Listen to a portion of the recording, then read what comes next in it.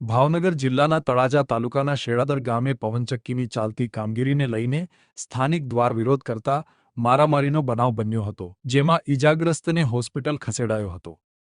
ભોગ બનનાર જાદવભાઈ રમેશભાઈ ધનારે જણાવ્યું હતું કે શેળાવદર ગામની સીમમાં પવનચક્કી કંપની દ્વારા નદી વિસ્તારમાં બોર પાડવાની કામગીરી ચાલતા તેનો વિરોધ કર્યો હતો।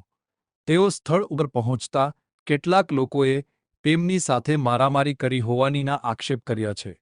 જો કે તેમને ઈજા થતા બાદમાં તળાજા સરકારી હોસ્પિટલમાં સારવારમાં ખસેડવામાં આવ્યા હતા। બનાવ બાદ પોલીસે તપાસ હાથ ધરી હતી।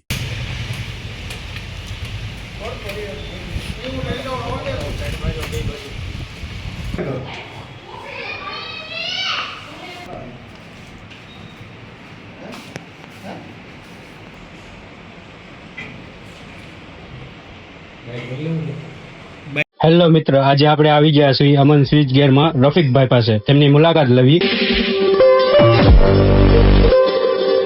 અમારે ત્યાં મોટરો, પેનલ, ઇલેક્ટ્રિક, ઇલેક્ટ્રોનિક દરેક વસ્તુ 1 HP થી લઈને 1000 HP સુધીની મોટરો તેમજ દરેક ટાઈપના પેનલ બોર્ડ, એપીએફસી પેનલ, વીસીબી પેનલ દરેક વસ્તુ મળી રહેશે।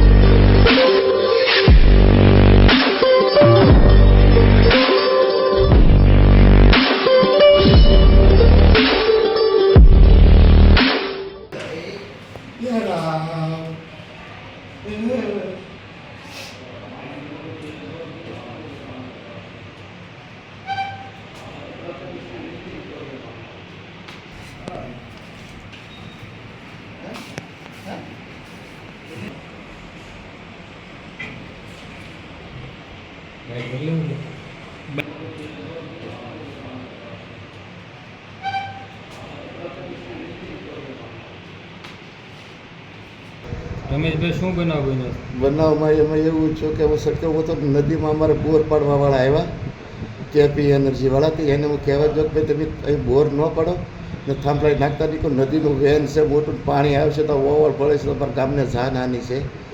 તો એવડા લોકો પહેરા ઊભા કર્યા, પછી મેં કીધું તમે આ ન કરો, તો કે હું તું કોણ કહેવાવાળો એમ કરીને એવડા લોકો હેઠે આવ્યા। તો પછી હું ના બોર હેઠે બે ગયું, એવડા લોકો વિડીયો ઉતારતા હું તો પોલીસ સાઈડે બોલો તો જતા રહે, જેને બોલાવો એને બોલાય, તને મારી નાખવાનો છે આવી મને ધમકી આપી। પછી એક જણાએ મને માર્યું તો મને અંધાર આવી ગયા આંખમાં, પછી મને દેખાણું નહીં કાંઈ ને એક ગીગા સરપંચ પાદરી, એની સાથે પછી એક જવાદડો હતો, મને એક ધોકે તો અંધાર આવી ગયા, પછી કાંઈ ખબર નથી, એક જણાએ પાણો માર્યો। ટોટલ કેટલા જણા હતા? ટોટલ હતા 3 જણા।